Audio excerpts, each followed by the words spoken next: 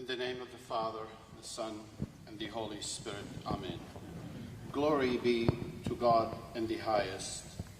Glory be to God in the highest. Glory be to God in the highest. And on earth peace, and a good hope to men at all times and forever. Amen. Amen. Our Father, which art in heaven, hallowed be thy name. Thy kingdom come, thy will be done on earth as it is in heaven.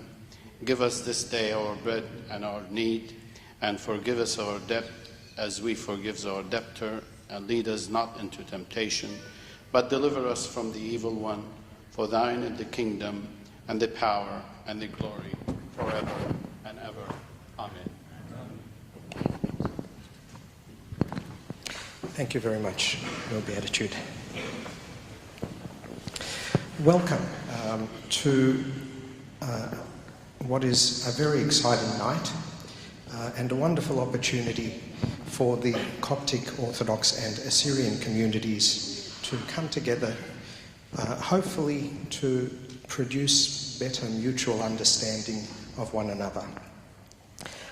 So I'm going to do, I'll just let you know what's happening tonight. I'm going to begin with a very brief introduction, after which we'll be spending about an hour in which His Beatitude and myself will be having a dialogue, having some discussion over some points of interest. After that, if you are very tired, we could have a little 5-minute break and then come back for the second part of the evening, which will be an opportunity for all of you to raise your questions to His Beatitude, and he will be responding to those questions. If you feel that you are very enthusiastic and full of energy and ready to keep going, then we can skip the break. We'll ask you when we get there and see how much we've tired you out by the end of the first hour. So to begin with, I'd like to just give everyone a very quick idea of who Aletheia Apologetics Group is. The word Aletheia comes from the Greek word for truth, and apologetics is defending the Christian faith. So this is a group that's been running for about 5 years now. Mostly what we do is we dialogue with non-Christian people, particularly atheists. We have some good connections with groups like Sydney Atheists and the Western Sydney Freethinkers. But we also spend a lot of time holding meetings for people inside the church, people who are questioning their faith, people who are having difficulty accepting their faith. And we try and help them in their journey to understand their faith better and to come to realise the beauty and the truth in the ancient Christian faith. Tonight we are following the policy that we always follow, which is we want to understand better. We want to get to truth. As always, what we will be doing is I will not be sort of pushing a particular idea or a particular position, but hopefully what we'll be trying to do is to bring out the facts as clearly and as honestly as possible. And therefore, hopefully all of you will be in a better position to make up your own mind of what you think about the things that we'll be talking about today. We are very happy to have with us His Beatitude Mar Meelis Zaia, AM, who is the Metropolitan of Australia, New Zealand and Lebanon of the Assyrian Church of the East. I'll quickly run through a few biographical details. If I've got any of them wrong, please correct me.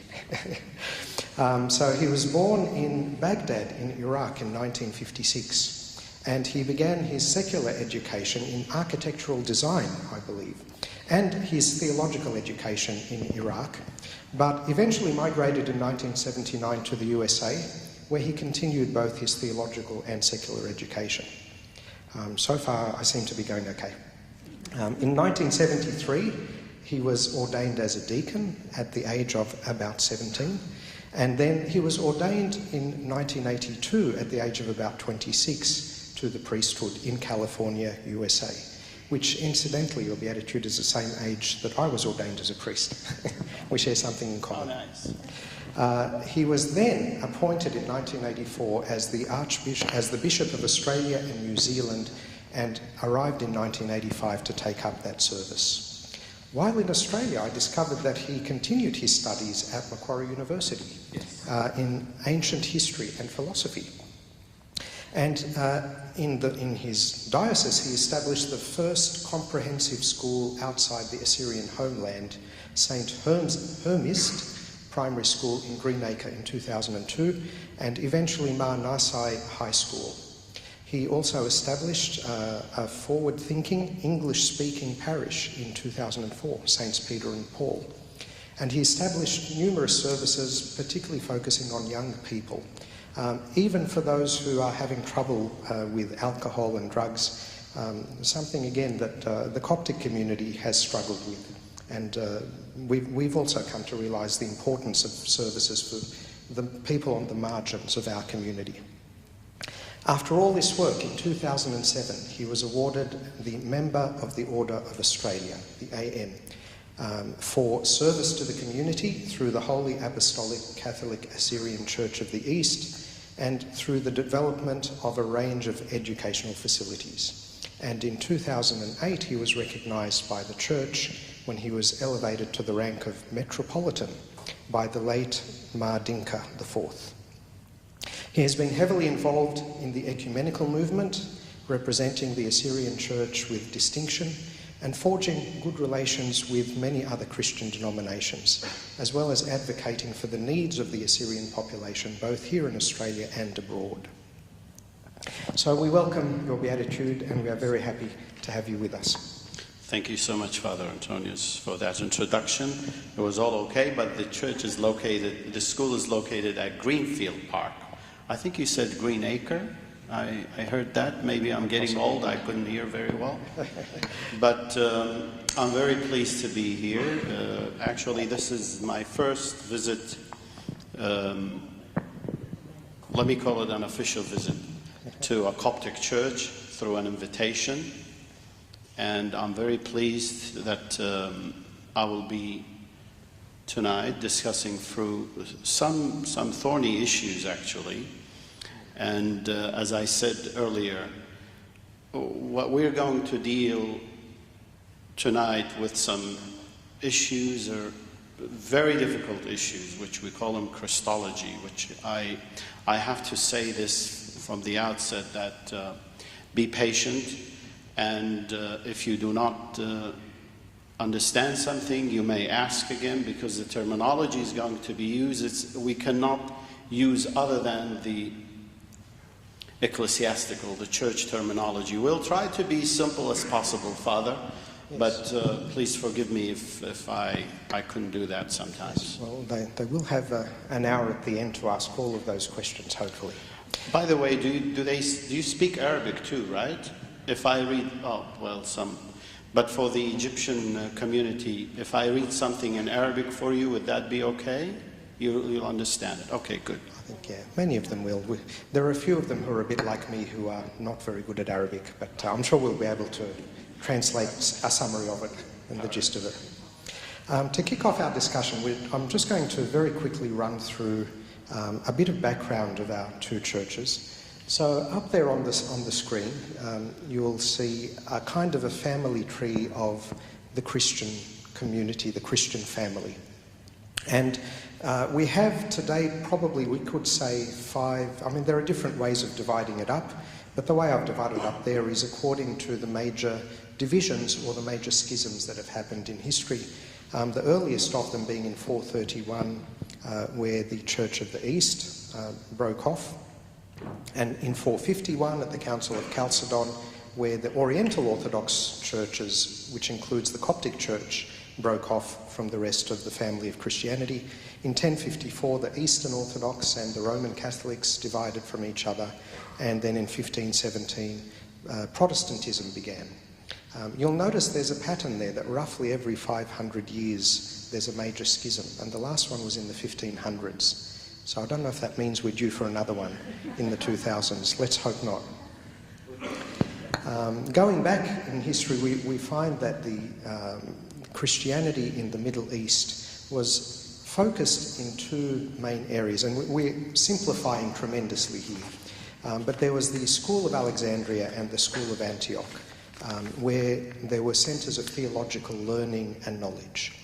And generally the relations have been fairly good through between the two through the centuries, but there have been times when unfortunately things broke down, and one of those times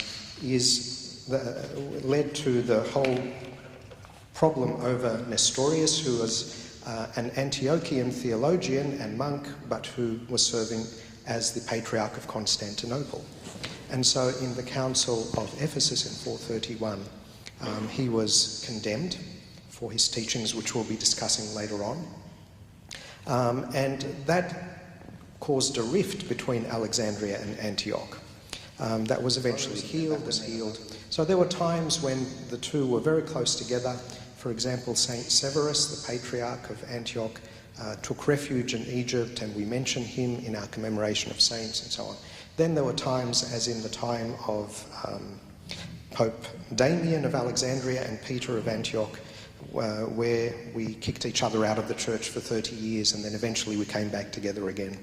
So unfortunately, even though we are a Christian church, there have been times in history where we've had trouble remembering that we are all part of the same family.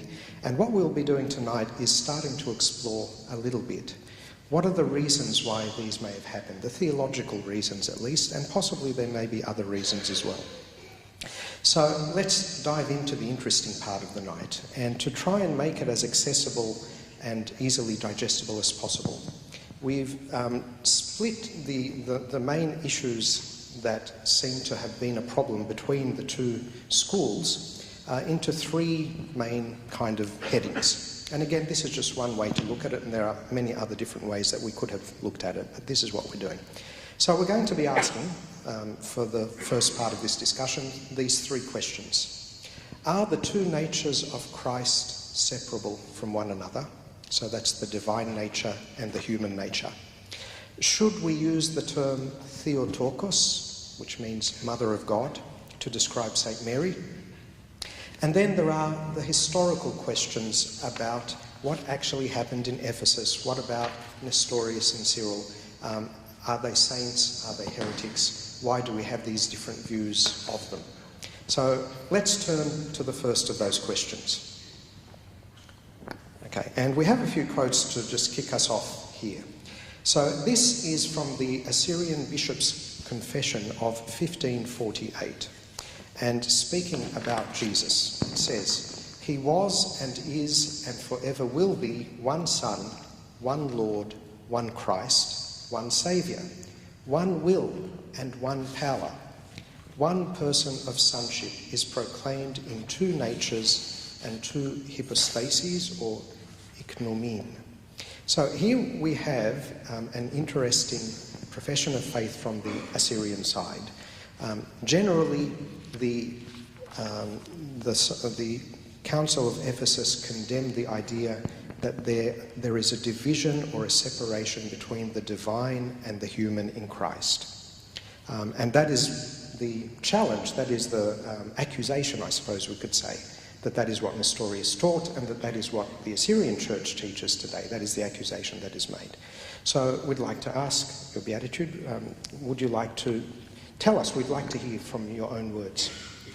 Okay, let me first say something, that the language used by the Assyrian Church, or the Church of the East, which is known as the Persian Church, because it was within the eastern borders of the Roman Empire, which was the Persian Empire. So the center of the church was in Seleucia Ctesiphon, while the church established earlier in the area of Edessa and Orhe, which is part of Turkey now, where the first apostle arrived there, and the language spoken was Aramaic, or the classical Syriac, which is an ancient language. We do not use a Greek language. Our terminologies, our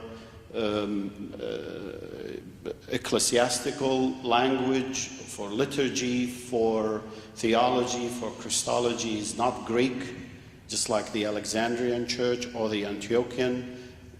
Simply, it was Aramaic. So hence is the problem. The problem starts here. language, terminology. Aramaic is the language believed to have been spoken by Christ himself, is it not? Yes, but the one we spoke, it was a bit more modern. It wasn't the... But at the early ages, when the apostles arrived in Edessa, because there were pockets of Jewish communities who were brought by the Assyrians from Jerusalem and settled in Babylon and Nineveh.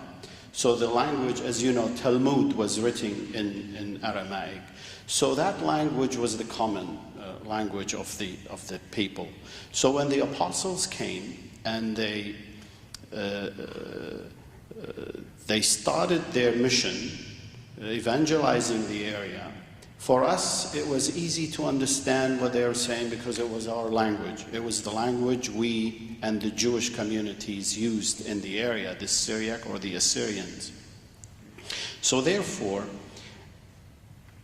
there are some terms later in the 4th and 5th centuries were brought to the Church of the East from Antioch and Alexandria, like the word hypostasis, prosopon, issues like these. For us, we use different terminologies, but when you translate them into a Greek language, they could really mistakenly mean something else. So that's why, hence I say that the problem, this whole issue of division, the church was philosophical terminology and language, which if was English or Arabic or Assyrian, let's say, or the Syriac, Aramaic was the common language at that time between all these nations, we wouldn't have gone through all this mess of today. So, what is the two pneume or hypostasis nature? What is the faith of the Church of the East?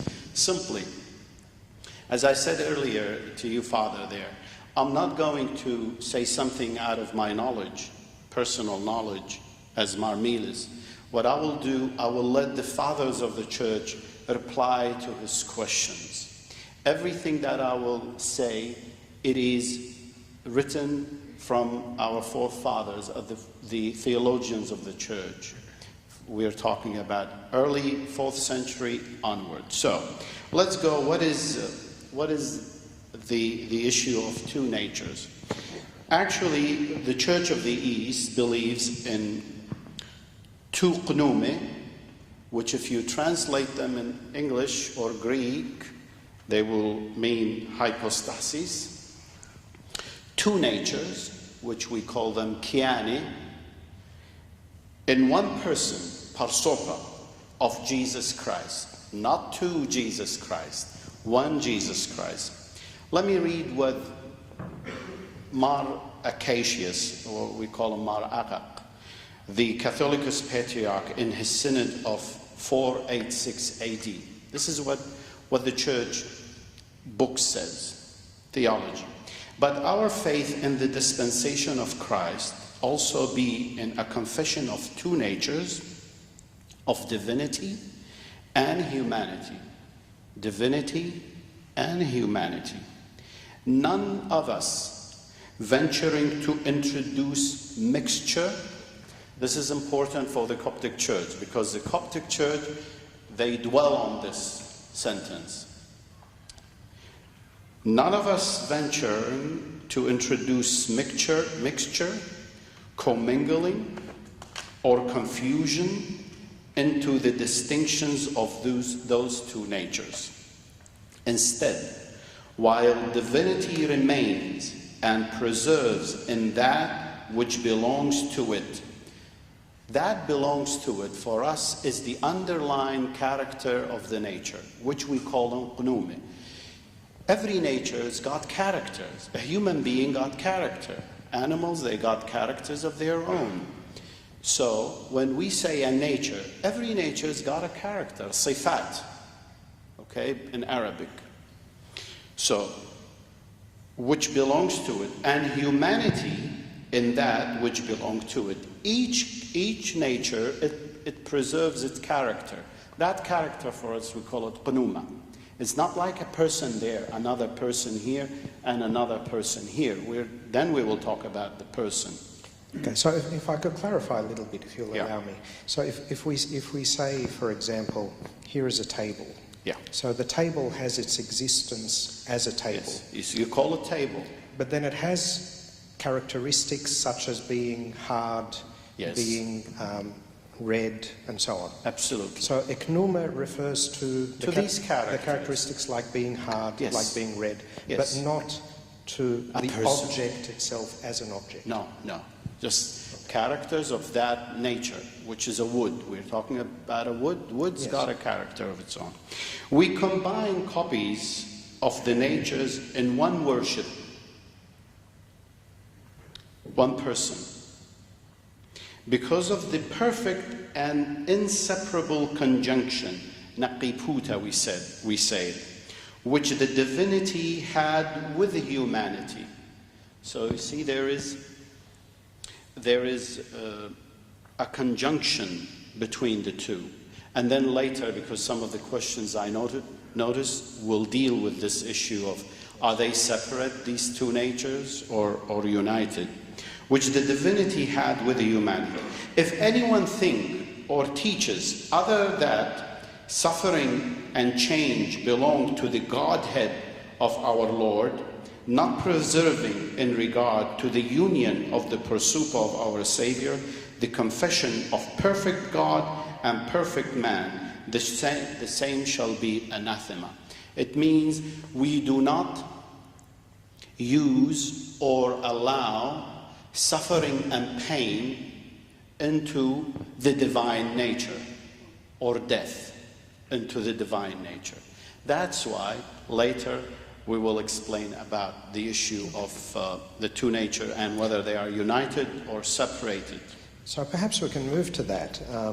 That's actually one of the questions that we wanted to raise. So you were saying that the divine God, by his nature, is not able to suffer pain, is not able to die, because that's not the nature of God. He's not capable of doing that. It's a simple formula. It is, and I think that's actually something also that would also agree. And in fact, there's a famous example by Saint Cyril where he would say that we could imagine Jesus as being like a piece of metal that's been put into the fire. And so now you have the red hot metal, you have the metal itself and the heat, but if you hit with a hammer that piece of metal, you're hitting the metal, but you're not hitting the heat. So is that something that's a very good, I like that. That's a very good example. So we found a point of agreement there. Okay. What about this question then? Does that mean, if we are saying that the divinity could not suffer on the cross, so I'm on the 7th slide there. What page? Page 7. Page 7. Yes. Yeah. So does that mean, if we're going to say that the divinity could not suffer pain on the cross, does that mean that we are separating Christ, the divinity of Christ, from the humanity of Christ, if we say that? In order for the divinity not to suffer pain, does that mean that the divinity left the humanity even for a period of time on the cross? No, never. We never believe that his humanity, his divinity separated from his humanity. Because if we say that, that's heresy for us. Because we believe that his divinity was with him on the cross, in the grave, and caused for the resurrection of the human body. So it was there with him permanently, forever. Now let us see how the church deals with that. This is Ishoyao. Ishoyao, it means Jesus given or gave. He was a Catholicos Patriarch of the Church of the East. Sorry, just 1 second. Yeah. He speaks about this very clearly.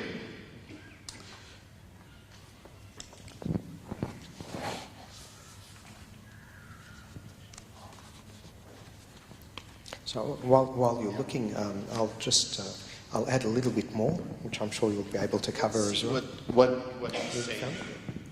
While by the power of his Godhead, he worked wonders, the cleansing of lepers, the opening of blind eyes, the expulsion of demons, the raising of the dead. Yet in the nature of his manhood, he thirsted, hungered, ate, drank, and was crucified, suffered, and died. Now remember, he mentioned the word in the manhood, in the nature of human nature, and died. Though his Godhead did not depart him, nor did it suffer. His body was wrapped in a linen cloth and placed in a tomb, and after 3 days he rose by the power of his Godhead, divinity, as he had said beforehand to the Jews, destroy this temple, the human temple, destroy this temple, and after 3 days I will raise it up. Now there's two natures speaking, the divine nature and the human nature. Destroy this human nature and I will raise it up. It means the one in me, the divine nature, will raise the human body.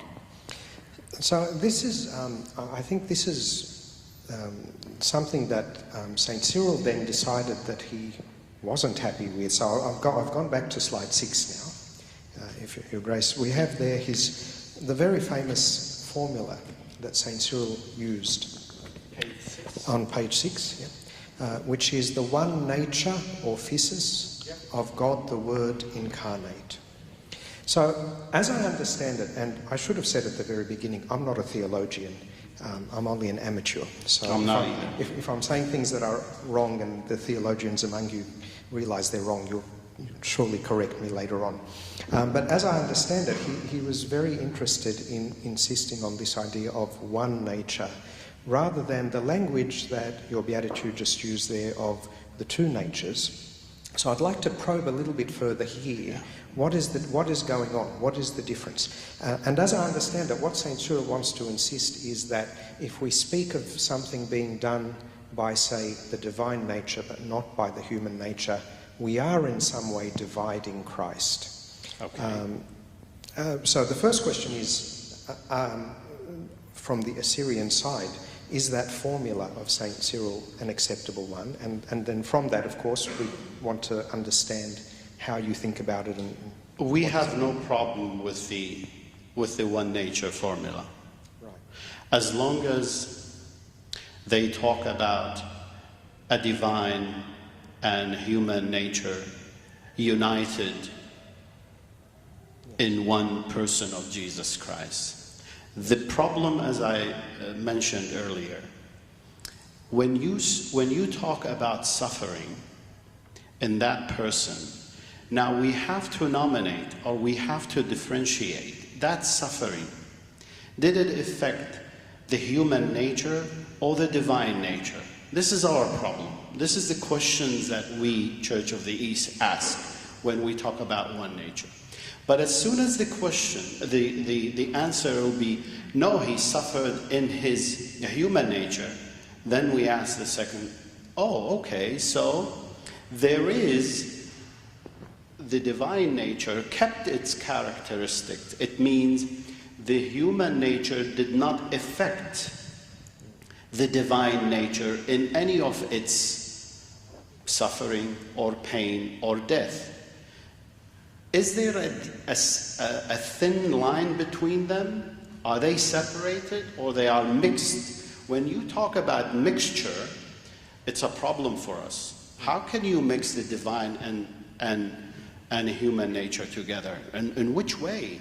There must be commingling between the two, correct? So the Assyrian position is mainly focused on avoiding that problem of mixture. And avoiding relating suffering to the divine nature. Okay. It could then be responded, though, if that's the case, then why did it need to be Jesus who suffered? If it was only the human nature that was suffering, why not just a prophet or a righteous man? Because they have a human nature as well. So again, as I understand what Saint Cyril wanted to get to, he was... because he said, "This is my beloved son."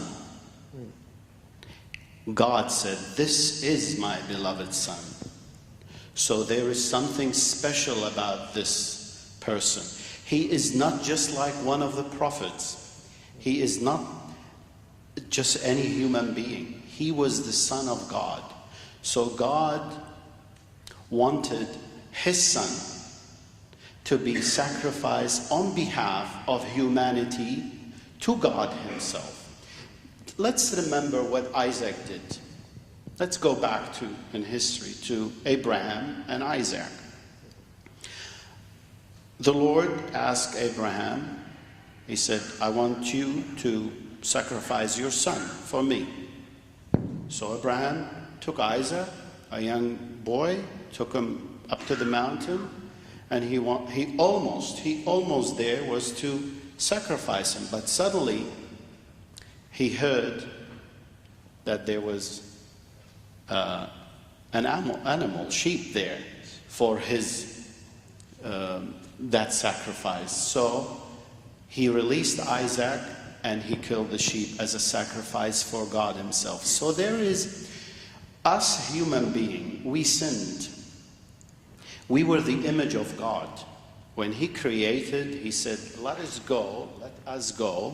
That means the Trinity, Father, Son, and Holy Spirit. Let us go and create a human being in our image. So we were the image of God. But have we really and truly remained in that image of God after the fall of Adam? No, we did not. So God wanted to bring back that image, a perfect image. Who was the most suitable person to do that sacrifice and to bring back that image that God wanted?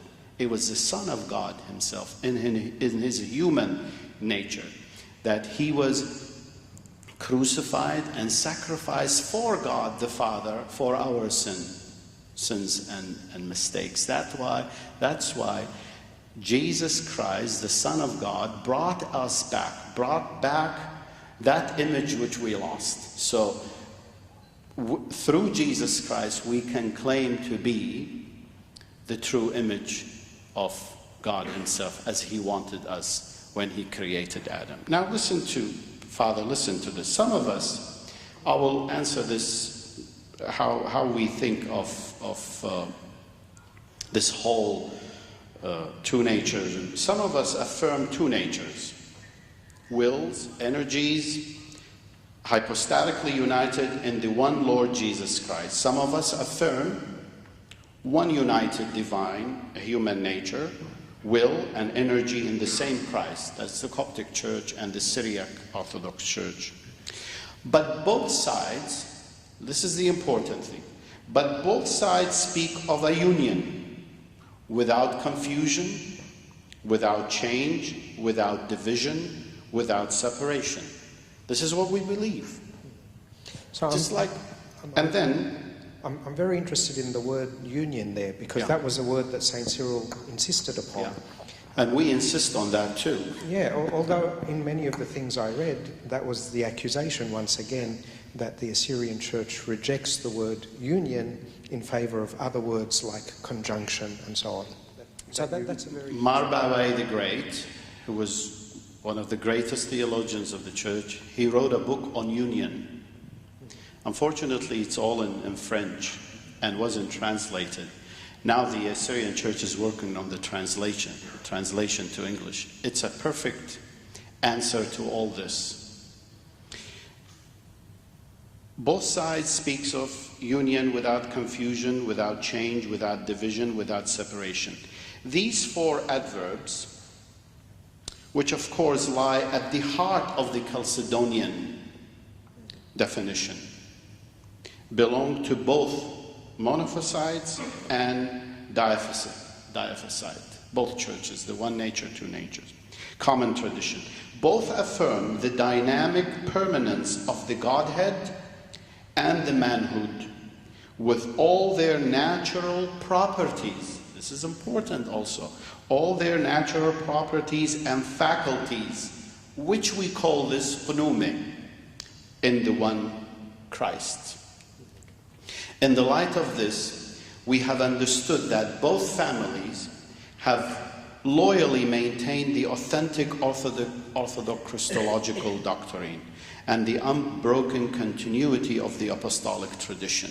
We believe that the Coptic Church kept the Orthodox faith and the apostolic faith. We have no doubt in that. And this is what we want also the church, the Coptic Church, to think about us. Because the unbroken continuity and the apostolic tradition though they may have used Christological terms in different ways.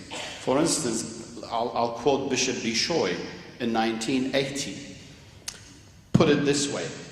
Bishop Bishoy is a Coptic bishop, very, very known theologian. He said, our mutual agreement is not limited to Christology, but encompasses the whole faith of the one undivided church of the early centuries. Therefore, when we speak of one incarnate nature of God, the Word, but this did not mean that they denied the fullness of Christ's humanity. This is for us, for the Assyrian Church of the East. When we hear the Coptic Church speaking about one nature, definitely we understand that they are not denying the human nature of Jesus Christ. And we've had to defend that against many people who've accused Absolutely. us of confusing and mingling and so on. That's, yes. Justin II, put it this way, issued a manifesto, which I like this manifesto by Justin II, of the new Chalcedonian theology, addressing all his Christian subject, Emperor Justin II. He said, he affirmed that Orthodox Christology can be expressed both in Cyrillian terms, one incarnate nature of God, the Word, or in Chalcedonian term, the difference of nature is not annulled by the union. And he called on all parties to unite on the basis of orthodoxia, avoiding unnecessary disputes about persons or words, since the words used on either side lead to one true belief and understanding. So Justin put it beautifully. What the problem is, words. Yes. We have problem with words. Well, speaking of words, there's one word that probably started the whole thing, which was when Nestorius, as Patriarch of Constantinople, banned the use of Theotokos. And people were up in arms and rioting in the streets. So let's perhaps turn to that. So this is page 9 we're looking at now. What problem did Nestorius have with the word Theotokos, the mother of God or the bearer of God? Well, of course, from the Coptic side, we insist that the one who was born of Saint Mary is God. And therefore, since she gave birth to a person who is God, then we can call her the mother of God.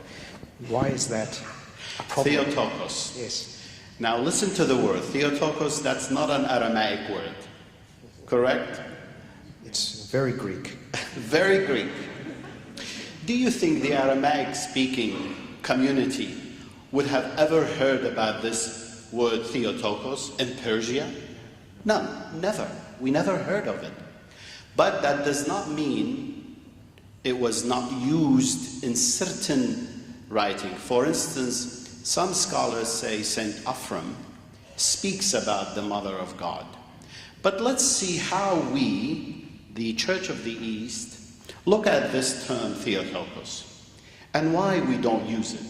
By the way, see, I use the word we don't use it. I did not use the word rejected. Probably in the 4th, 5th century, 6th, 7th, they have used the word rejected. We don't want to hear this word.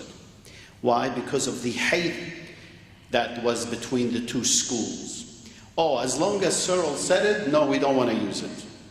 But if it was something, for instance, it was used by John, if it was used by John Chrysostomos, I think the Persian church would have used it. But it is that hatred between the two schools. The term is not used by the Assyrian Church. That does not mean we reject the term bearer of God. Now listen, bearer of God for us, it's a big word. It's just, very big. We reject it if it means that Saint Mary is the mother of the Logo before incarnation. Which I don't think the Coptic Church means that. Yes, so it could, simply as language, as a phrase, to give birth to God, sounds like God came or originated from the one who gave birth. And this is what you reject, and this is what we reject as well. We reject that. Yes. Because even Muslims today, for instance, Muslims, they say, you Christians, you say, Maryam Ummullah. How Maryam Ummullah? But when you explain to them that, listen, we do not mean Mary, mother of God, the creator of the universe. We can't, this is unbelievable. How could we say that? But we understand that the Coptic Church, or the Catholic Church, or the other Orthodox Church, when they use Mother Theotokos, they mean Jesus Christ, God. Okay? So as I understand it, the approach then that you've described is that you prefer not to use it because it could be misunderstood. Misunderstood. But you understand that if people like us use it, we're thinking of it not in the wrong way. As long as there was so much hatred and separation between the Antiochian and Alexandrian Church, even the Synod of Ephesus, it was done in so much haste that synod created, which we'll talk about it later, it created all this mess that we see today because it was done in haste. Rush things. Let's not wait for the bishops of the Antiochian bishops to arrive. Let's not wait for John of Antioch to arrive. Everything was rushed. That's why now we're paying that price. But let me say this. It was rejected because it gave the impression that the Holy Virgin Mary was the mother of the divinity of Christ. Do the Coptic Church believe that Mary is the mother of divinity of Christ? Yes, so as I understand it, not being a theologian of course, Saint Mary is the mother of Jesus, the person of Jesus. Who is God. In whom there is the divinity and the humanity, but she is not the source of the divinity. She is simply the one who carried the divinity. I can assure you, the Coptic Church, exactly this is what it means by using the word Theotokos. And we, today, because there is a channel of communications now, because there's a language, English language, there's Arabic, there's books, there is internet, there is airplanes, we can travel. It's not like Ephesus, they waited for the bishops of Antioch to arrive. It took them weeks and months to arrive. Why? Because of the weather. Now I can travel to Cairo to Lebanon in a few hours, and we can sit and have our dialogue. But that dialogue, unfortunately, at that time was based on hate and who is first and who is more in control, let's say. Now, therefore, we read in our liturgy. Let me read you from the liturgy of the Assyrian Church, because this will set said the answer for all this mess. Let's see what Mar Meelis the Great, in the 7th century, listen to this hymn. Blessed is the merciful one who in his grace has provided for us lives through prophecy. Isaiah saw with a spiritual eye the amazing child of virginity. For Mary gave birth to Emmanuel, the Son of God, without copulation. From her, the Holy Spirit fashioned the united body, as it is written.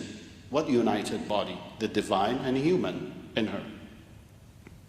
To become a dwelling and an adorable temple for the radiance, with a capital R, for the radiance of the Father, with a capital F, in one sonship. And from the beginning of his incredible conception, united with himself in one adoration. That moment when Gabriel, Angel Gabriel, opened his mouth and spoke to Mary, Virgin Mary. Now, that everything that is his will be fulfilled in it. For the salvation of the people, as is fitting for him, the angels glorify him on the day of his birth, with their praises in the highest above. The earthly also offered adoration with their offering in one honor. Christ is one, the Son of God, more honored than all in two natures. In his divinity, he was born of the Father, without beginning and above time. In his humanity, he was born of Mary. In the latter times, with a united flesh. Neither is his divinity from the nature of the mother. This is important. And I believe the Coptic Church also addresses this. Neither in his divinity from the nature of mother, nor his humanity from the nature of the Father. That's why we talk about suffering and death. It's not nature of the Father. Father will never die. The natures are protected in their qunumi, in their characters. They're protected. But in one person, in one sonship. And wherever there is divinity, there are three qunumi and one existence. Now he's talking about Father, Son, Holy Spirit. Because where there is divinity, we're talking about Father, Son, and Holy Spirit. Thus is the sonship of the Son, in two natures, one person. Thus has the Holy Church learned of the faith of the Son, who is the Messiah, who adore you, O Lord, in your divinity and in your humanity, which are without division. That's why the Church of the East, when we heard Theotokos, we said, this is not in our tradition, bearer of God. It's not our tradition. But what is in our tradition is the Virgin Saint Mary, mother of Jesus Christ our God. Now let's put that in comparison with Theotokos. You see the terminology we use? For instance, if I hear you now praying for the Theotokos, now I understand, not like in the 4th century, now I understand that Father Antonius is praying to the Theotokos, which I have no objection for him to use it, but don't ask me to use it because it's not our tradition. Now I understand what he's saying. He meant that she is the mother of Jesus Christ our God. He is not saying that the divine nature, Mary is the mother of the divine nature. But she is the mother of God for sure, because Jesus Christ is God. Yes.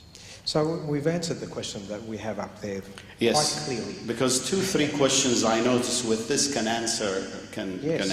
Yes. Because so I think let's move on now to some of the historical circumstances that happened.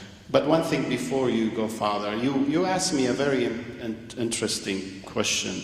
It's you asked the question: did the divinity of Christ?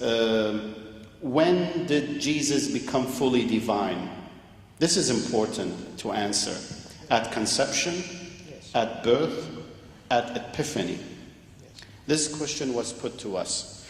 Definitely at conception. Yes, well, that was the quote that you've just read. It makes it quite clear. So and that's part of answered it. That's one of the liturgies that you use in the church that you pray. So it does clarify it quite well. Let's move on to some of the historical circumstances and what we can make of them.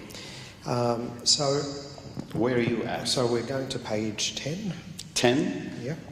So again, just by way of very quick background, one of the things that I think is an obstacle to the two churches accepting each other is that the Coptic Church holds the Council of Ephesus as an ecumenical council. And that, of course, is a very high standard, as I believe the Assyrian Church would hold the councils of Nicaea and Constantinople as ecumenical councils.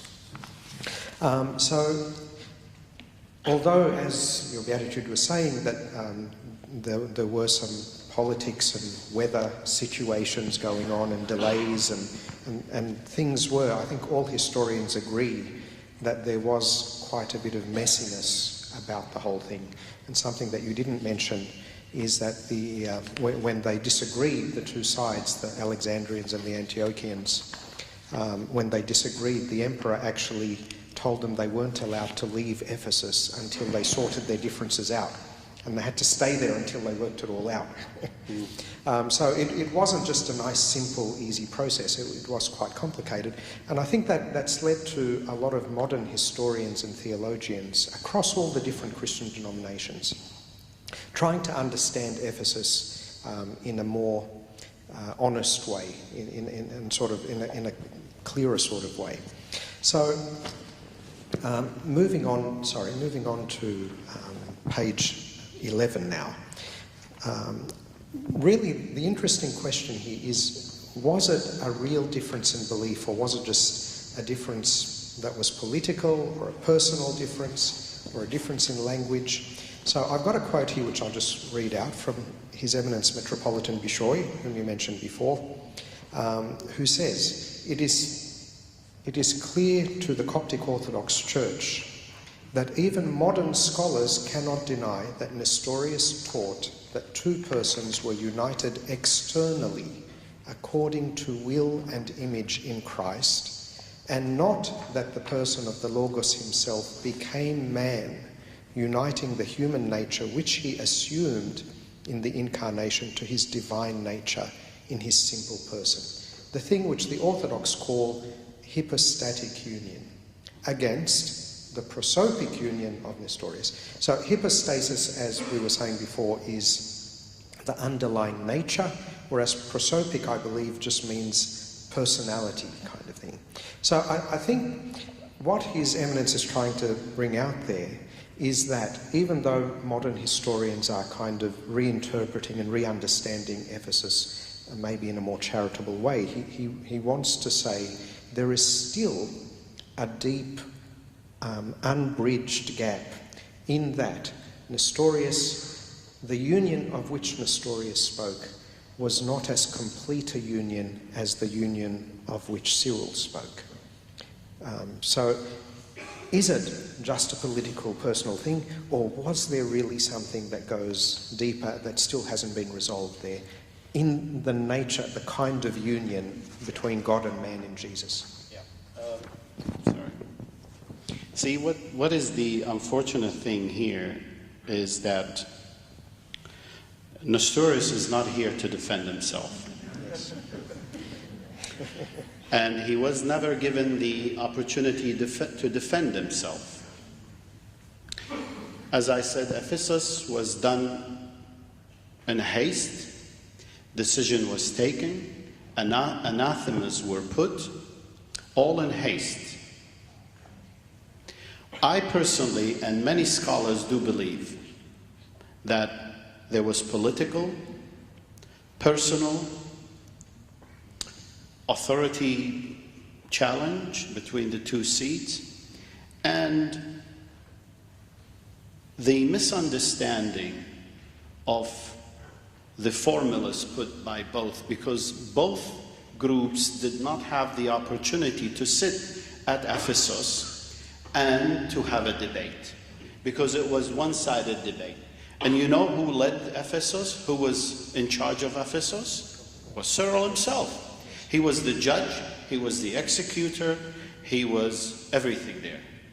While we're talking about another person who's not there, who's did not given the opportunity to defend himself. Actually, when he arrived into Ephesus, there was a riot there. And it is interesting that you read the history of the Council of Ephesus, because really it's an interesting one. It gives you a full understanding of how heated was the debate and hate between the two schools. If I might be allowed to use a modern analogy, I think the presidential race in America is becoming a little bit like there was Ephesus. There was Trump. Okay.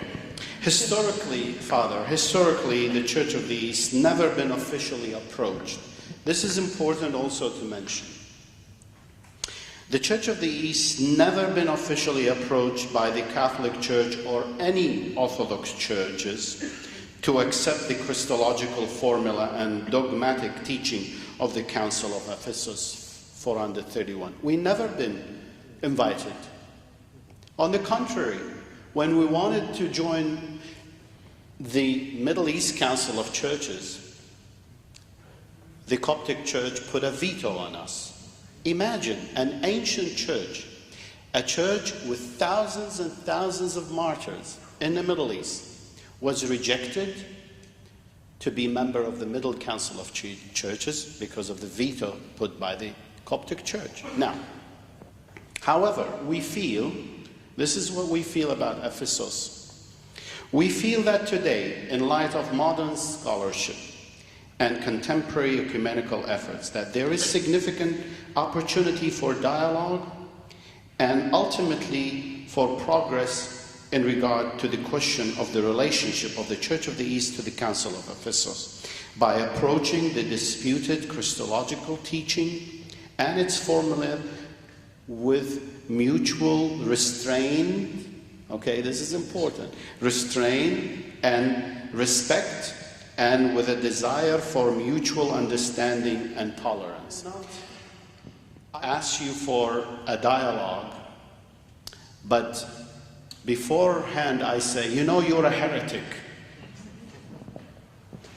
Now your neighbors with the Seventh-day Adventists here, they don't believe in the cross. I carry a cross, but the Coptic Church do sit with the Seventh-day Adventists, with women priests, and they attend ordination of women priests, but they call me heretic. Why? Because there was some dispute almost 1,000 some years ago. There are 3 points that we may suggest for consideration whenever there is a realistic inquiry into whether or how the Church of the East might accept the Christological formula of the Council of Ephesus. 1, how we deal, because this is a question. Since every Christological statement articulated by an authoritative body, such as a council, a synod, or a commission, is an attempt to explain the inexplicable mystery of incarnation, and because of the fact that no single formula or series of statement are ever able to capture in words the essence of the mystery of the incarnation, we should not kid ourselves. None of us, none of the churches can capture the full essence of this mystery of incarnation. We can reach to a point, but at the same time we can stop, because that's why we call it a mystery. All right. Now, since it's a mystery,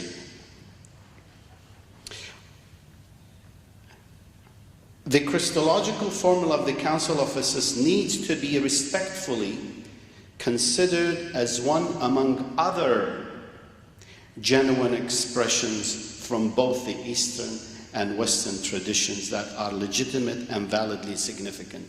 See what I'm saying here? We're saying, why don't we accept all these formulas as legitimate based on the interpretation of that mystery?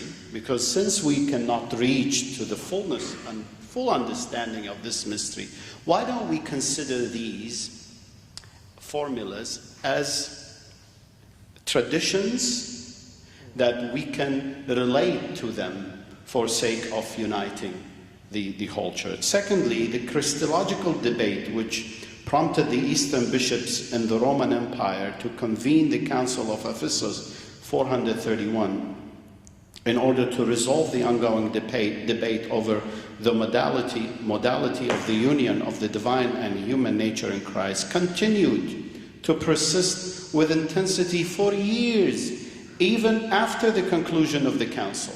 Correct? Yes, absolutely. Ephesus did not solve the problem. It continued. Well, it blew up in Chalcedon 20 years later and has continued for us ever since. And then another council and another council. As you mentioned in the beginning, in the chart, page 1, did you see the churches? You said every 500 years there was a division. And I think we still, today, even today, we will have divisions. It'll come a day that all churches, the Coptic Church, the Assyrian Church, the Catholic Church, we will continue to have divisions. Why? Because the environment we are in will bring some matters that we cannot accept as dogmatic. Well, as we're drawing close to the end of our discussion time, I'll jump to page 16 on the slides. Page 16. And bring up the topic of why do these divisions happen and whether there is some way that they could be avoided or possibly even reversed. And I will just read a little bit from this slide, because I think it's a very good description of some of the problems that we have. I think that's the right one. So this is from a conference of Eastern Orthodox theologians. And this is a quote from a Father Boryov, who I've never come across. I think some of you may know him, but I don't know him. And he's talking here about these dialogues between the different Orthodox churches and the monophysites and the diophysites and so on. And he asks a very honest question. Is there a dialogue here or a dual monologue? So what he's saying is, are we talking to each other, or are we both just going like a steam train and saying what we want to say without listening to the other person? Yeah, two people talking at the same time and nobody's listening to the other person. We sincerely accept the defence. Presidential debate, huh? Yes. Yeah. Yes, that's right. We sincerely accept the defence of our non-Chalcedonian brethren for their past. Our side can also present a similar defence. If we take this line, the next step will be polemics. Polemics is just to keep arguing like a lawyer, to win your case, try to win your case. The spirit of Cyril is strong. We are not against him, but we are the church, but not the church of Cyril or Leo or Theodoret, who was a friend of Nestorius, or of anybody else. The church is above them all. We need not accept everything of Cyril. His fundamental Christology is important, but no need to reject Leo and Theodoret in their positive contributions. Historically, we should not seek to defend our own sides. History has no angels of light, nor purely dark devils. In history, we find men acting, holy men to be sure, but still men. Even in Nestorius, there are many positive aspects. Now, this is an Eastern Orthodox theologian speaking. Even in Nestorius, there are many positive aspects. We must recognize both the merit and the weakness of both sides. The Holy Spirit works in the church as a whole, and we must look for the ground of unity. So I wanted to ask you, Beatitude. Very interesting. What do you think of that? And that last phrase, we must look for the ground of unity. What would be the ground of unity that would help our two sides get beyond the fights of the past? I like what he said. It's very interesting and It's very honest, isn't it? Very honest, very honest. Do you know that the church anathemized dead people? A human being died let's say 50 years ago or 80 years ago.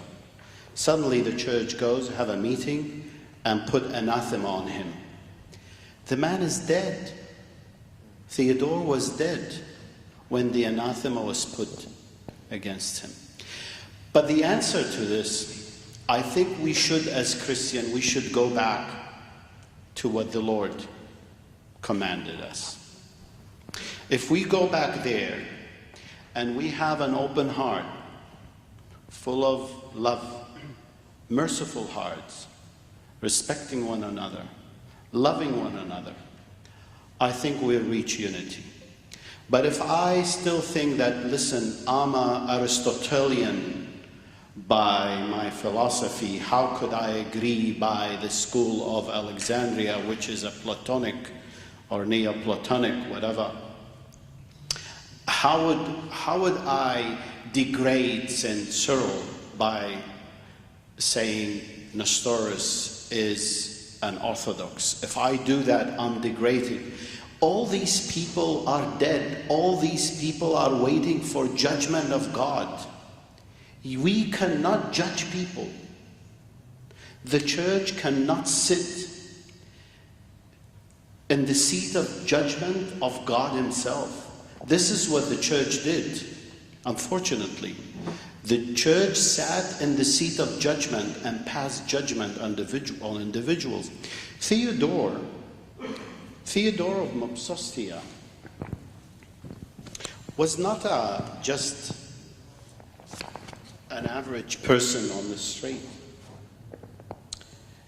Theodore was a theologian. He wrote many exegesis, homilies, and he was so much respected by the whole church for his defense of orthodoxy against Arianism and others. Suddenly, he was declared heretic. Now let's see what the Lord is telling us to do. A new command I give you. Love one another. As I have loved you, so you must love one another. By this, everyone will know that you are my disciples, if you love one another. Do we really love one another? Instead of talking about Cyril, Ephesus, Nestorius, let's come back and ask this question. This is a fundamental question. This is the foundation of Christianity, love. Before Christological, do we love one another? I would say no. That's the truth. On current evidence. Sorry? On current evidence. It's true we don't love one another because in certain churches, on the consecration of a bishop, that bishop, before his consecration, he has to read the 12 anathemas against Nestorius. Or, how can you declare, how can you say, Assyrians will not enter the kingdom of heaven? How could you say that? You put yourself in the seat of judgment of God and declare me that I will not go into the kingdom of heaven because I someday supported a theology of Nestorius. That wasn't my theology, by the way. I wasn't Nestorian. That was my theology. That was how we used to understand the church. Secondly, be devoted to one another, Romans. In love, honor one another above yourselves. Are we doing that? Are the churches honoring one another above themselves? Romans, again, let no debt remain outstanding, except the continuing debt to love one another, for whoever loves other has fulfilled the law. We still hate one another since 431. While he's saying, let no debt remain outstanding. We still have debt outstanding, Father. Unfortunately, then, be completely humble and gentle. Be patient, bearing with one another in love. Are we bearing one another? This is what these people should ask the church. The grassroots level should ask these questions before they ask the question of us about Christology, theology. They should say, are you really blessing those who curse you? Pray for those who mistreat you?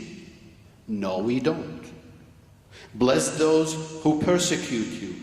Bless and do not curse. Are we doing this? No, we cursed. And we continue to curse. Since 400 AD until now, we continually curse everyone in John, in his letter, first letter. Everyone who believes that Jesus is Christ is born of God, and everyone who loves the Father loves his child as well.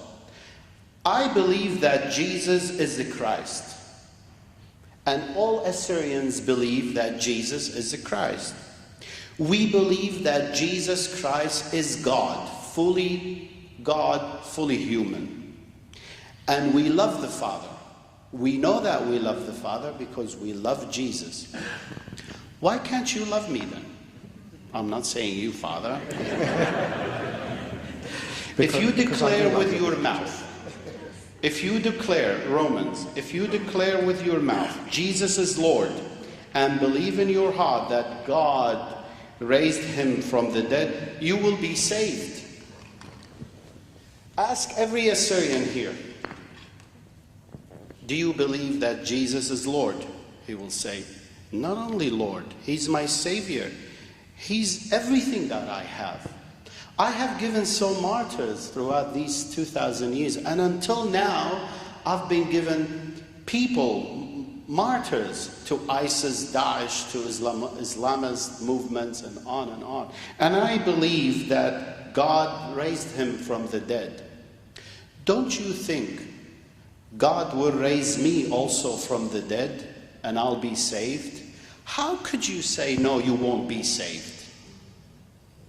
These are the important questions, yes, which I accept that. No, and you bring up a very important point, which unfortunately in the introduction we skipped over. We didn't have time to go through it, which is the martyrdoms that are happening at the moment to the Assyrian Christians in the Middle East.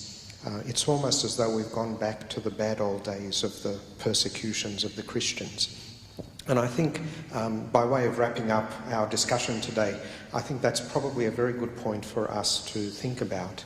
The fact that as Arabic-speaking Christians, an experience that we both share in both of our churches is the persecution of our churches in their homelands and the terrible suffering and the horrible things that have been happening.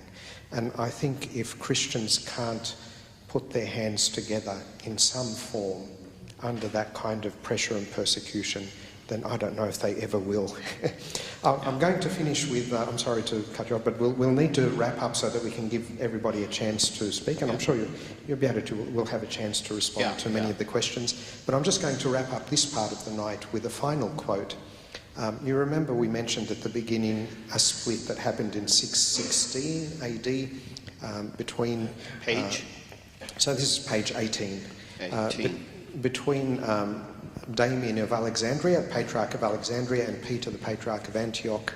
And it took 30 years for it to be fixed up. But eventually it was resolved. And eventually the two sides came together. And I really like this lovely quote from the two patriarchs who succeeded those two and who brought the churches together, who are Anastasius of Alexandria and Athanasius of Antioch. And they said very simply, the writers, Peter and Damien, the writers have gone to God. As for us, we are united in accord with the presently effected doctrinal agreement.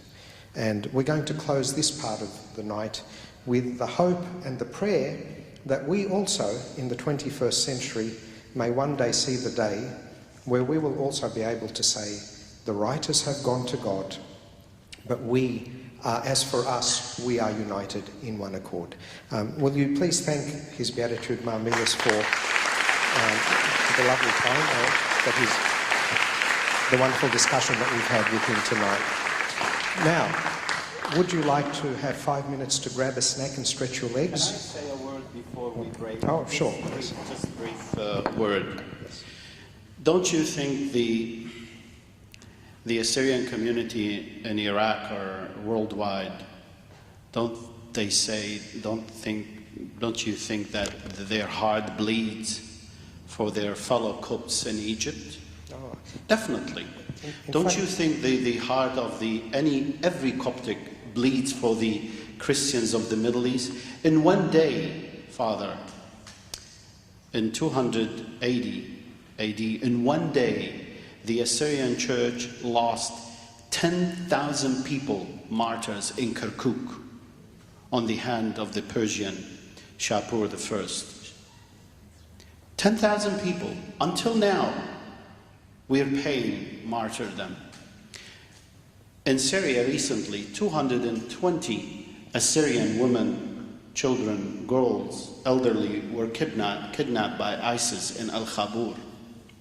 Every Coptic member supported the Assyrian community. And when Daesh persecuted Christians in the Middle East, the Assyrians and the Copt walked together in the streets of Sydney against this. This is what we need. We need a new blood in the hierarchy of the church to understand that these people need to unite in love of Christ, not in love of Cyril and Nestorius and Theodore. And those are dead now. They will stand in front of Christ our Lord, and they will answer for their deeds. It's up to Him to judge them, not for us. That's what I wanted just to conclude with. Thank you very much. So, would you like to have a little break, or shall we keep going? Hands up if you'd like to have a break. Hands up if you feel we can keep going. Okay, looks like we keep going. What would you like to do? We'll leave it to you. What would you like to do? Other things that we could have talked about, other things that we could have covered. Unfortunately, that's the nature of a meeting like this. But I hope that we covered enough material that it helped us to understand both sides of the issues a lot better. And of course, this is the part of the night where we'll have a chance to clarify things. So the structure of this part of the night will be that there'll be two people with cordless microphones walking up and down the sides there. If you have a question that you would like to ask, we'd ask you to please raise your hand, and someone will come to you with a microphone so that we can hear the question. I will say to you, the policy of our meetings for the Aletheia group is that we're trying to get to the truth, so we don't sort of say that there are questions you can't ask. We try and have as honest as possible an approach. We do have one rule though, and that is questions must be courteous and polite. So you can ask whatever you like, but it must be done politely. And I will also ask you, because there are a large number of people with us tonight, please, if we can keep our questions nice and brief, no more than a minute, if we can. Sometimes we want to ask the question and put before it an introduction of 10 minutes. So please, let's not do that tonight. We want to try and get through as many questions as we possibly can so that we can have the opportunity to cover as many issues as we possibly can. So are our microphones ready? And okay, so who would like to ask the question, the first question? If you'd like to please just raise a hand. So, is that a... Yes? Go. You shouldn't ask me this question because you're Assyrian. Let the Coptic Church ask that question. Actually, could we ask you to please, everybody who asks, can you just identify yourself, even just your first name, and just tell us which church you're from? Test? Okay, thank you. My name is... Well, that's not what I sound like. Test? Test? Test 1, 2, yep. My name is Deacon Ninos from the St. Peter and Paul Parish. I just wanted to ask about official dialogue between the Assyrian Church of the East and the Coptic Church, and if that's in the pipeline, if it's going to happen sometime soon, if it's in the goal to have that to happen.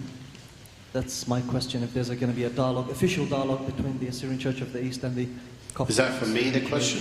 It's... Okay. They're all for you. Yeah, okay. Because you were looking at him, and that's why.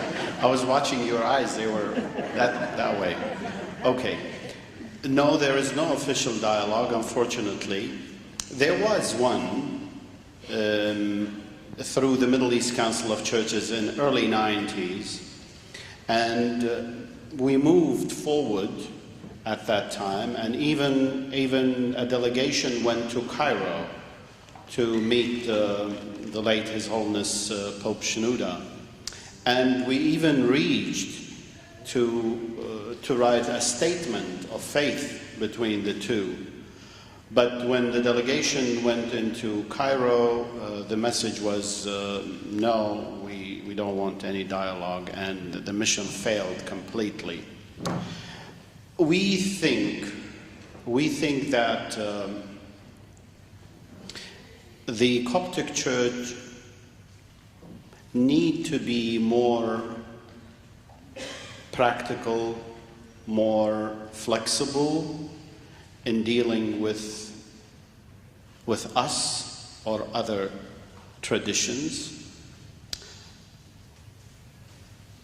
And we think and we believe that with the new Pope, His Holiness Tadros, we believe that there is some hope that the Coptic Church is becoming more slowly opening itself to others, and we hope that one day the Assyrian Church and the Coptic Church can reach an agreement, not preconditions, because this is what happened. Every time we meet, there's conditions, preconditions, pre-meeting conditions that we want you to do this, 1, 2, 3, then we won't. For instance, one of the issues is to move the name of Nestorius and Theodore from your liturgy book. We wouldn't do that.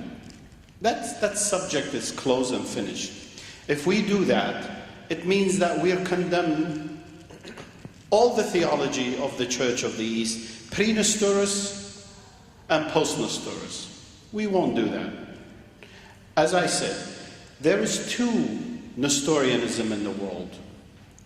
There's a classical Nestorianism, and there is the real Nestorianism. The classical Nestorianism is the one which you hear that, oh, Nestorius said there is two persons. I cannot believe that Emmanuel is God, and things like that. By the way, we have to remember that all books of Nestorius were burned. And every statement was put in the mouth of Nestorius. It wasn't his statement.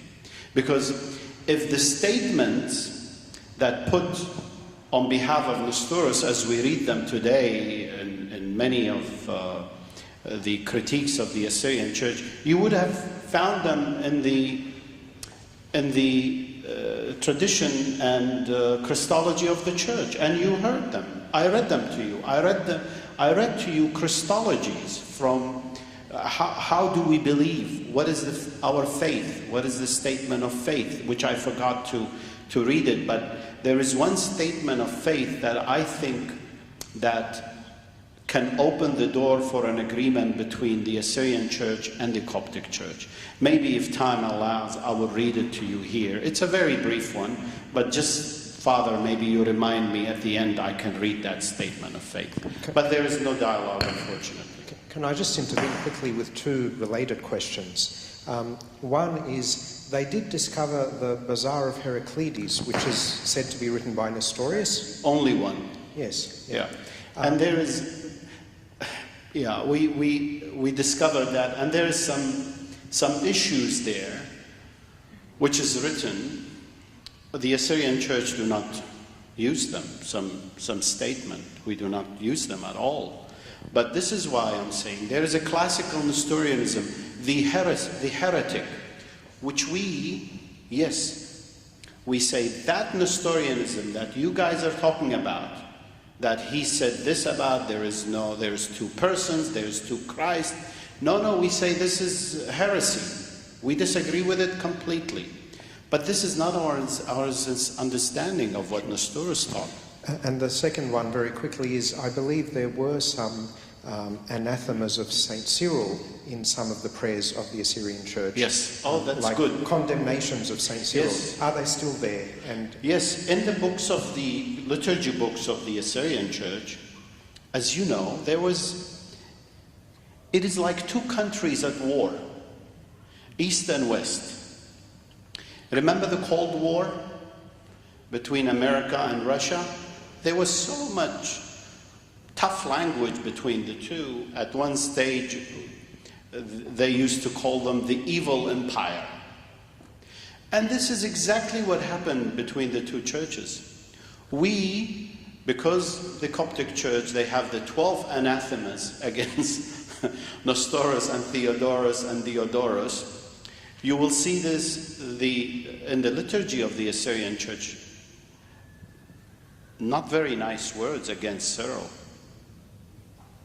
But what I read to you from the New Testament, we sat in the Synod of the Assyrian Church of the East, and these verses, we put them there and we said, wait a minute. These books of liturgy are for prayers and for blessings. Are they for cursing? Are we really doing the will of God by cursing dead people in our liturgy books? Or we should follow these?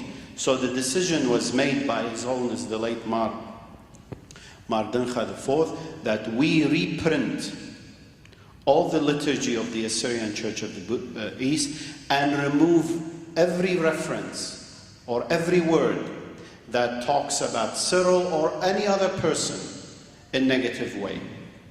Just keep blessing, don't curse. But to remove the name of Nestorius and Theodore and Diodorus from our books, no, we wouldn't do that. Historically, tradition, for sake of history, for sake of tradition, for sake of 2,000 years tradition, we won't do it. But that does not mean that we're against the Coptic Church when we put these names there. thank you. Yes, next question. Thank you, Sayyidina. My name is Ibrahim from Archangel Michael and St. Bishoy Church here in Mount Druitt. My question is about the dialogue. It's a continuation of my friend's question. With other churches from Iraq, like the Syrian or the Orthodox Church, or maybe the Catholic, the Chaldean, I'm not sure if I'm saying their names correct. Yes. Is there a community of the Middle Eastern churches that your Beatitude is part of, or is there a dialogue between those churches? Maybe not so much the Coptic Church as such. There is what, sorry? Is there a dialogue, or is there a dialogue? Yeah, or unity between the churches of the Middle East? Yes. As you know, we started a dialogue with the Catholic Church. And we started the dialogue in 1984, actually 81. And we continued with this dialogue until 1994, when both churches issued the statement, Christological statement, between the two churches. And it was a historical document signed by both the late Martin IV. I would encourage you to look into this Christological declaration. It covers all these points of natures, the Theotokos is there. For instance, we came to the term Theotokos. We agreed, we said, listen, we respect you, we respect the term when you use it, and at the same time, they said, the Vatican said to us, we respect the term that you use of Mary, Mother of Jesus Christ, or God. So we said a mutual respect, and we settled everything. We didn't go whether Theotokos, what it means, we just left it, and we said, we respect the way you call Mary, and you respect the way we call Mary. We agreed on that. Now, if you ask me about the Chaldean, the Maronite, and all these churches who's got connections or affiliation or communion with Rome, we cannot go and have dialogue with them because we have to go through Rome. So when you reach an agreement with Rome, automatically you reach an agreement with all affiliates, like the Chaldean, the Maronite, the Syrian Catholic, the Armenian Catholic. That there is no need. But with the Chaldean, in the 90s, we tried to have a dialogue regarding preserving traditions and heritage of the Church of the East, but not dialogue of Christological or theological dialogue, because we had one with the Roman Catholic Church.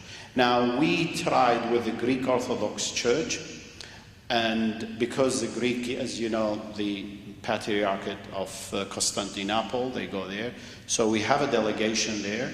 And now His Holiness Mar Georgis III is going, I think, next month, a delegation to Moscow to continue with the dialogue with the Russian Orthodox Church. We do not have a dialogue with the Anglican churches, by the way. And I think we won't have one because of the issue of women priests and gays and lesbians. This is very issues that we think it's not time for the church to go into a dialogue with churches of having women priests. With the Protestant and these churches, no, we don't have. We mainly concentrate on the Orthodox Catholic traditions. Thank you. Next question. Please raise your hand if you'd like to ask a question.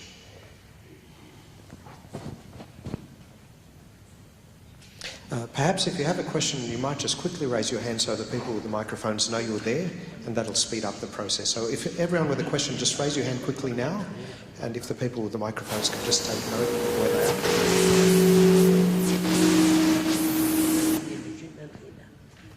This was just a question. I think it's slightly off topic, but have you changed your Easter dates, Sayyidna? Sorry, what was Have you changed your Easter dates? Yes, actually. And why? We changed both celebration, Christmas and Easter. We followed the new calendar. We used to follow the Julian calendar. Now we are following the Gregorian calendar. Now the question why, very good question.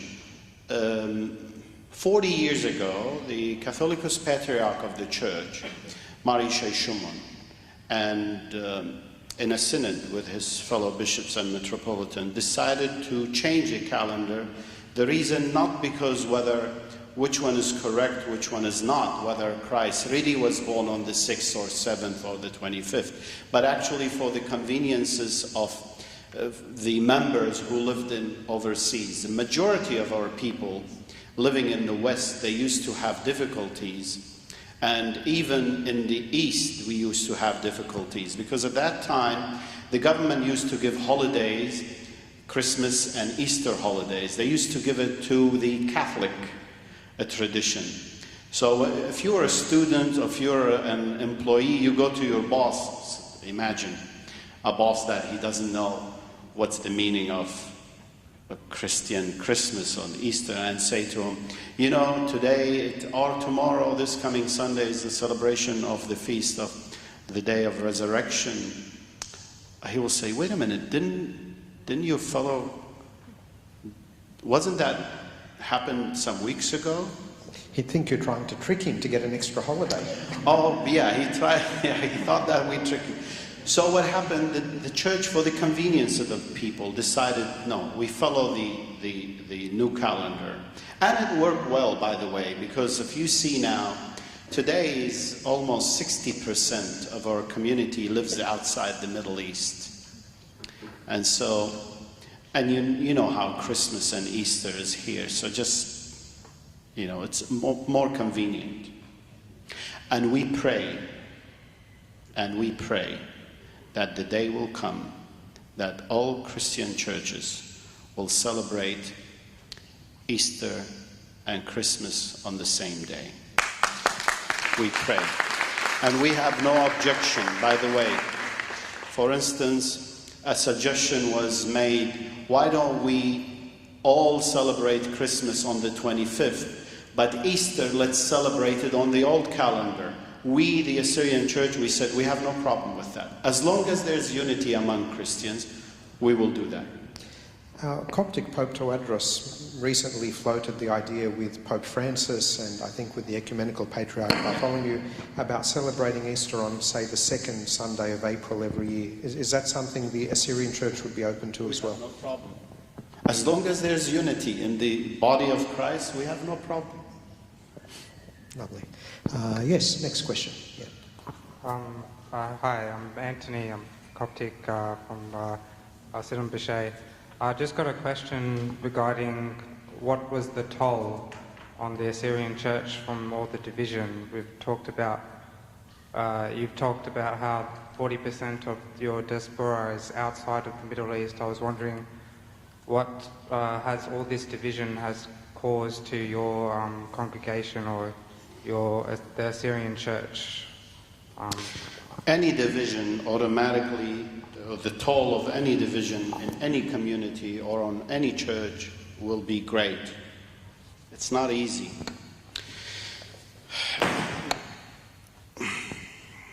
We, since the 4th, 5th century division, there were so many missions came from the West into our areas. So what happened that the Assyrian, or the Church of the East, was further divided into sects. For instance, the Catholics sent their missions, some Assyrians or some members of the Church of the East joined the Catholic Church. Then some members of the Church of the East followed the Syriac Orthodox Church because they were in union with Alexandria. And then we suffered with the American missions who came to the area bringing Protestantism, the Methodist Church, the evangelical churches, and you name it. So we kept losing members to these families or to these groups.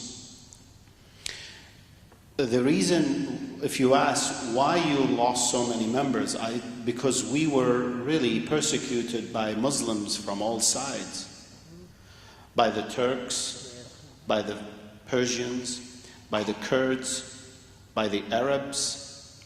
So we were surrounded by all these people, and they kept massacring the Assyrian people for years and years and years.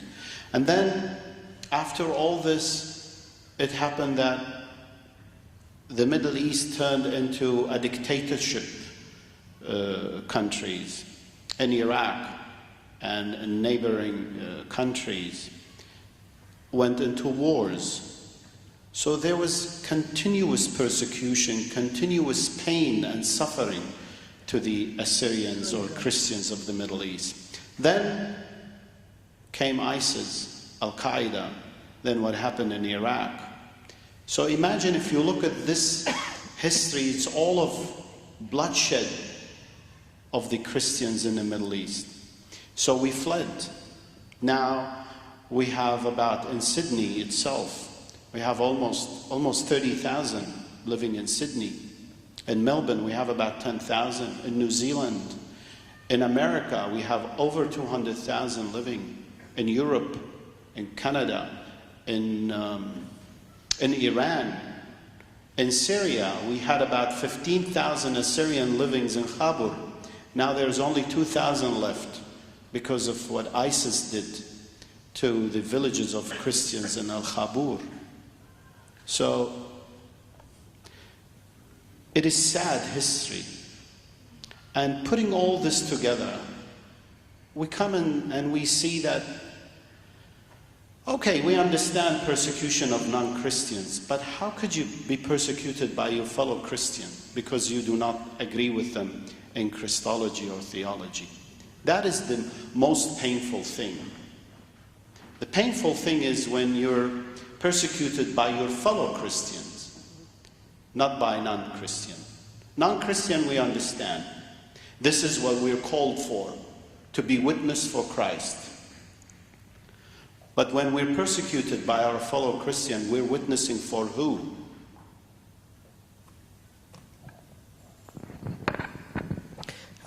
Next question. So we're always working towards... What's your name, Albert? My name is Albert. I'm Coptic Orthodox from this parish. And I guess my question is, we're always working towards union, and God willing it will happen. But of course there are hurdles that are preventing us from getting there. So what sort of issues would be non-negotiable? So you mentioned that, for example, you could not remove the name of Nestorius from the liturgy, but you would be, and you are removing the anathemas against St. Cyril.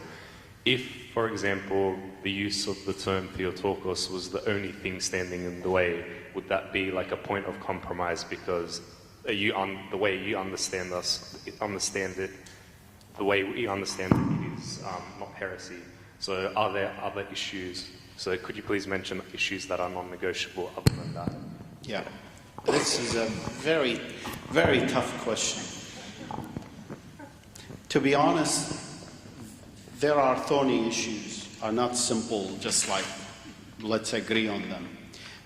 There must be a dialogue, and that dialogue could take 2 years, 4 years, 10 years even. But if there is love, and there is the fraternal love between the two groups, and the will is there, I think we can remove all these obstacles. The obstacle or the issue of Theotokos, we don't have a problem with that because we already have an example that with the Christological agreement with the Catholic Church, we can reuse that one. With the issues of two natures, tu gnome, one parsupa, we have no problem with that. All we need is to understand one another with less usage of philosophical terminologies of the Greek or the Aramaic one. I think we can reach that because there is many things that unite us much more than those that divide us in the issues of two natures. Again, we can use, for instance, the agreement between the Coptic Church and the Chalcedonian, which they went into a dialogue and they reach an agreement. We can use the same thing because we consider ourselves partly Chalcedonian, with exception to the issue of, again, the condemnation of Nestorius. Now we go to the final one, which is most important one. What do we do with Nestorius and Cyril? What do we do with them? I think let them stay where they are. Respect them the way you respected them for the last 1,500 years. Why I open this door of no, remove the name of so and so from your books. This is tradition, this is heritage. The beauty about Christianity is this diversity of a Christological thing, but they all agree on one thing, that Jesus Christ is the Son of God, fully man, fully God. We all agree on this. There's no argument. That's why I suggest in any agreement, we should really not start it with the issue of Nestorius and Cyril. Let's start with the Christological issues. Then I believe that the Holy Spirit will lead us into finding a solution of how to deal with these issues of Cyril of Alexandria, or Nestorius of Constantinople. And there is, before we take the next question, and if you'd like to raise your hand, by the way, so the person can come close, there is an interesting parallel, actually, with the question of removing Nestorius from the Assyrian prayers. In the Coptic Church, the Eastern Orthodox, or some parts of the Eastern Orthodox, insist that we have to remove Dioscorus from our prayers, who of course was involved at the Council of Chalcedon. And even though we have signed a Christological agreement with the Eastern Orthodox, some sections of the Eastern Orthodox still insist that unless we remove Dioscorus and unless we accept the other, Chalcedon and the other councils that came after it, then we are not sincere and we are not telling the truth and we are trying to trick them. I just find it fascinating that there is that parallel in some ways. Yeah, for instance, John Chrysostomos is considered a saint in our church too. And what are we going to do with that? There are so many characters in we all this. agree on him, though. We all like St. John Chrysostom. Let Nobody them doesn't pray like for him. themselves. Because they are up there. They got to find a way for their salvation up there. Okay, I think we'll have time for probably one more question and then we might have to wrap up the night. So who'd like to be the last one? My name's Robin. Yes, Robert. I'm a deacon with the Assyrian Church of the East. My question is, in the terms Theotokos, there seems to be extra explanation needed. So it's not a simple statement where you just say, Mary the Mother of God, and it's a simple understanding. There always has to be some kind of the Mother of Jesus Christ, the Mother of God explanation. With the Mary the Mother of Christ, however, in my understanding, and this is the question, as Church of the East members, when we refer to Christ, we always have the two natures constantly present before us. We can never say Christ without meaning God, or we can't say Christ without meaning the man. So is it fair to say that we don't go to Mary the Mother of God simply because Christ encompasses everything we need to understand of Christ? I think I explained that clearly but briefly, and as I said earlier, there is issues here put to question were not easy to explain in a matter of 5 or 10 minutes, the issue of Theotokos. But the bottom line, the overall understanding of this is, as long as there is no, I said earlier, there is no suffering or death associated to the divine nature, we have no problem. Christ died on the cross, but his divinity was with him on the cross, never separated from him even for a twinkle of an eye. It was with him. We understand that. But all that suffering was through the human nature, for sake of salvation of the human, his brothers and sisters, us. So it's a long, Shamas, it's really a long debate which your questions will take us back to another full explanation, which I'm tired. I'm not going into that again. Well, may I say it is wonderful to have your Beatitude with us today, and I think the fathers of the 4th century and the 5th century may have been pleasantly surprised to find a bishop of the Church of the East kind of defending the use of the word Theotokos, kind of. I would have been anathematized by now. Can I read this statement of faith? Yes, sir. And We'll I know that to the Coptic TV, the youth, Christian youth channels taking this. Let me read this proposed statement. And I want every Copt member, Coptic church member, to listen to it carefully, at the same time an Assyrian, and to ask himself whether if he heard anything wrong with this statement. And I won't say a word after this. The only begotten Son of God, God the Word, who is consubstantial with his Father, that is, God from God, light from light, very God from very God, begotten and not made, for us men and for our salvation, willingly departed from the bosom of his Father, albeit without removal, and became incarnate through the power of the Holy Spirit and became man.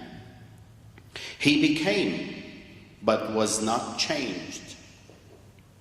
The same God, the Word, begotten of his Father, before all worlds, without beginning, according to his divinity, was begotten of a mother, without a father, in the last times, according to his humanity, in a body of flesh, with a rational, intelligent, and immortal soul, which he took from the womb of the Blessed Virgin Mary, and he united to himself, making it his very own at the moment of conception, without intervening time, space, or circumstance. He took, but did not increase. The humanity which he took for his own was assumed by God the Word, who was thenceforth and forever, without interruption, the personal subject of the divine and human natures. His divine and human natures retain their peculiar properties, faculties, and operations unconfusedly, immortably, individedly, and inseparably. It follows then that because the divinity and humanity are united in the person of the same and only Son of God and Lord Jesus Christ, we reject any teaching which suggests that Christ is an ordinary man, whom God the Word inhabited, like the righteous ones and the prophets of old, namely a man, conjoined or ever united with God the Word only by will, honor, authority, and grace. We further reject any teaching that is explicitly or implicitly suggests that there are two sons, or two lords, or two Christs, in our Lord and Savior Jesus Christ. But we confess one Lord Jesus Christ, the Son of God, who is the same yesterday, today, and forever. Anything wrong with this, Father? Thankfully, I'm not a theologian, so but sounded good. It certainly sounds good to my amateur ears. Thank you for sharing that, your Beatitude. I think one thing that I think we could all agree on, well, two things we can all agree on, is one, that these are very complex issues. Yes, and certainly. that we certainly would not be able to solve them in a couple of hours today. But I think we would also all agree that we pray for our church leaders, that God may give them the spirit of love and the spirit of wisdom and the spirit of truth, and that they may all converge by the guidance of that Holy Spirit, so that one day I think everybody involved would desire and wish to see the day that we could resolve these differences. Amen. And that we can be united. So please pray for those who are theologians and those who are the hierarchs of the church and who are responsible for these things, that God may guide them. Thank you so much to all of you for your patience today and for your participation today. And before we leave your Beatitude, we have, I believe, a small gift that we would like to present.